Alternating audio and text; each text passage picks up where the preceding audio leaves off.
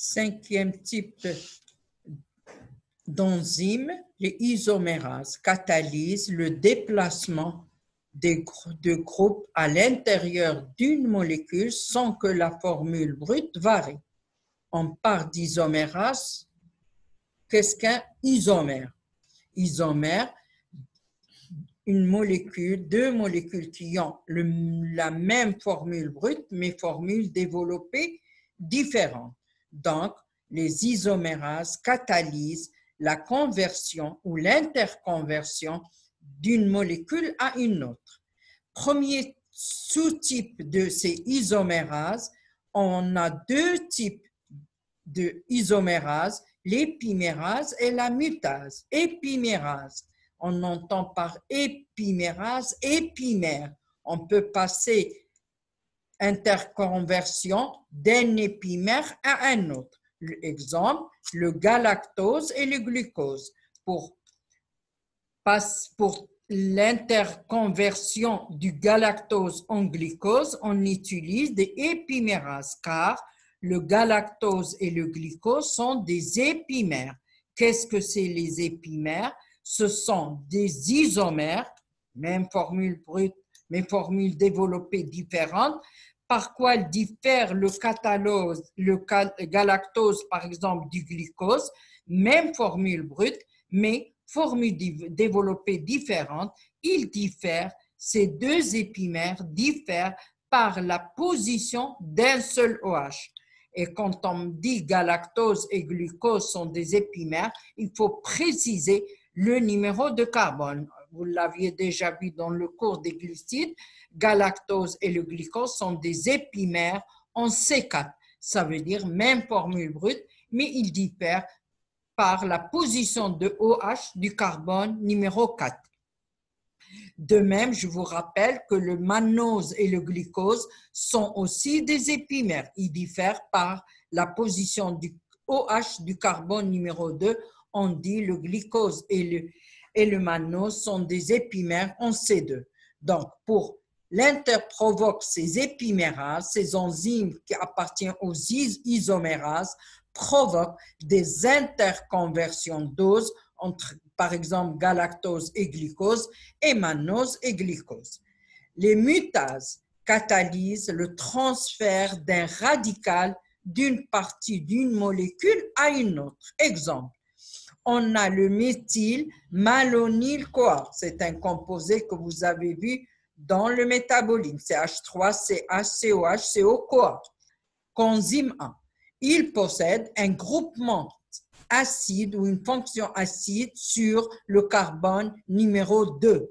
On a transfert par rapport au succinyl-CoA, on a transfert d'un groupement, une partie de la molécule, par exemple ici COH, du carbone numéro 2 au carbone numéro 1.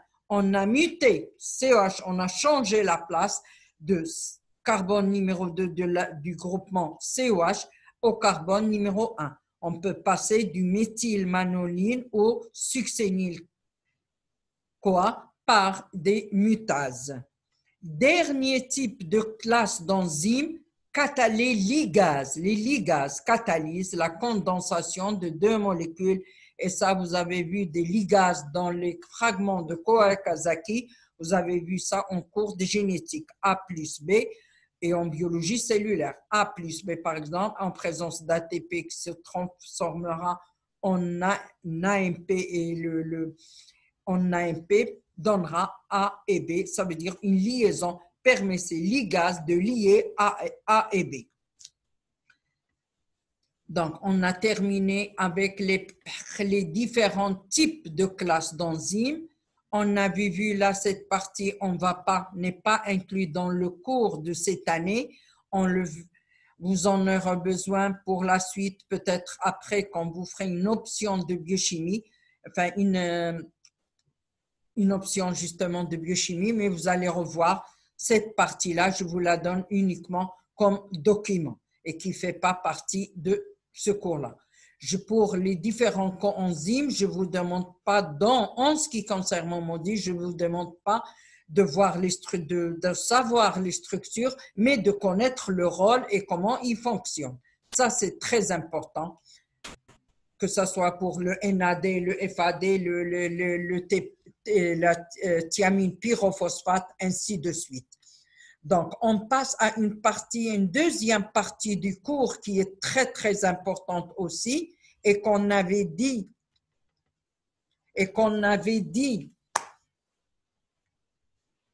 qu'on s'intéressera au cours de ce module, c'est ce qu'on appelle la vitesse de la réaction. On va suivre à travers certaines propriétés de ces enzymes un chapitre très important, la cinétique enzymatique. Le début de ce cours, on a déjà expliqué qu'est-ce que c'était la cinétique enzymatique. C'est le suivi d'une réaction biologique catalysée par des enzymes qui sont maintenant, vous le savez, des catalyseurs biologiques très puissants. On va suivre. Là, on a deux possibilités pour réaliser cette cinétique enzymatique, soit en suivant la disparition du substrat, et soit en suivant la formation du produit en fonction du temps. C'est ce qu'on appelle la cinétique enzymatique. L'objectif, c'est de reconnaître la cinétique d'une enzyme, définir la vitesse maximale. Vitesse maximale, on va la voir d'une manière plus détaillée, c'est la vitesse qu'on atteint quand on forme le maximum de produits, et la constante michaélienne Km, et on verra aussi des représentations graphiques de la cinétique enzymatique avec différentes variables en présence d'inhibiteurs, en présence d'un catalyseur, d'un activateur. Alors, je vous donne ici un rappel de l'ordre des réactions. Ça, vous avez fait ça dans le cours de chimie et même avant. Donc, je vous donne uniquement des rappels sur la vitesse de la réaction. On passe ici à la cinétique des réactions enzymatiques. Ce qui est fondamental dans les réactions enzymatiques, c'est ce qu'on avait vu dans le mode d'action des enzymes, c'est la combinaison E plus S qui donnera ES, la formation du complexe ES. Donc, après la formation du complexe, le substrat est transformé en produit et l'enzyme se retrouve intacte à la fin de la réaction pour pouvoir catalyser d'autres réactions biologiques. S plus E, qui est l'enzyme, constante d'association KE, K1 pour former ES et K3 pour former P et E. La vitesse de la réaction enzymatique est influencée par différents facteurs. Quels sont ces facteurs par lesquels la vitesse de la réaction est influencée? La concentration du substrat, la concentration de l'enzyme, la température, le pH et les effecteurs. On définira, malgré que vous avez déjà vu ça au cours de métabolisme, les effecteurs. On appelle effecteurs soit des activateurs, soit des inhibiteurs. La vitesse de la réaction, on va suivre la vitesse de la réaction en fonction de la concentration en substrat. L'étude de la cinétique enzymatique a été réalisée essentiellement par Michaelis et Mente en 1913. Et là, c'est ce qu'on appelle vitesse en fonction du substrat. C'est cette courbe-là qu'on a obtenue en suivant la vitesse de la réaction en fonction de la concentration en substrat. S est la réaction S plus E qui donnera ES, qui donnera produit plus E. On a obtenu une courbe et cette courbe a pris le nom de courbe de Michaelis et Mente.